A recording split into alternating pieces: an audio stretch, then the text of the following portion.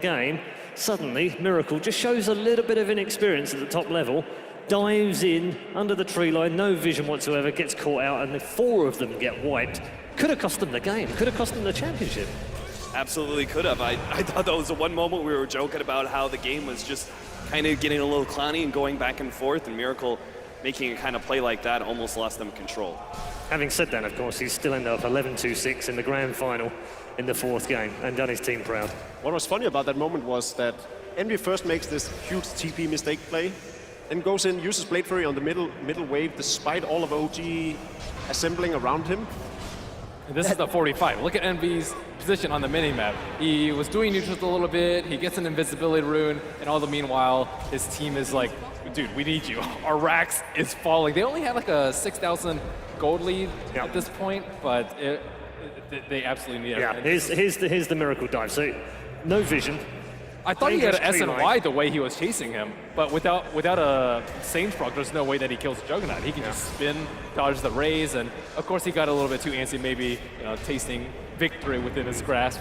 And it was just Envy playing the long con. He lured them into the trap. He made them feel this false sense of security. But the one guy who never really made mistakes and always had outstanding plays was Crit. Yeah.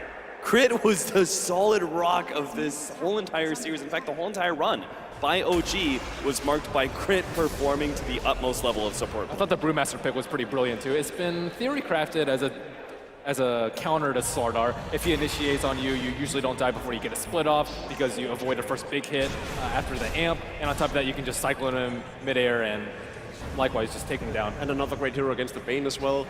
I think, as Cap rightfully said, Crit definitely a standout player throughout the tournament. I think it's so hard to if you had to like name an MVP between Crit, Moon Meander, and of course Fly's captainship. An amazing run by OG.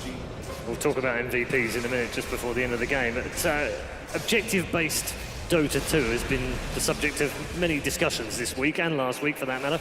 And it came good for OG in that fourth game. They focused on everything they needed to do. And the Alchemist goes forward to this, I don't want to say outdated build, but less useful build that we've seen throughout the whole tournament. And it just does not do well when the opponent pushes your high ground super early.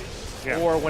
Or like taking down Roshan, which OG were able to do multiple times. In contrast to the way that Misery's been playing Alchemist in a varied amount of ways throughout the whole tournament. Wait, Miracle, yeah. With the early Sorrel Crest. Yeah. It was, I mean, they also had just like so much pressure coming out from the Doom Lich in the safe lane, and this is the final fight with Team Secret. There we are. So, GG.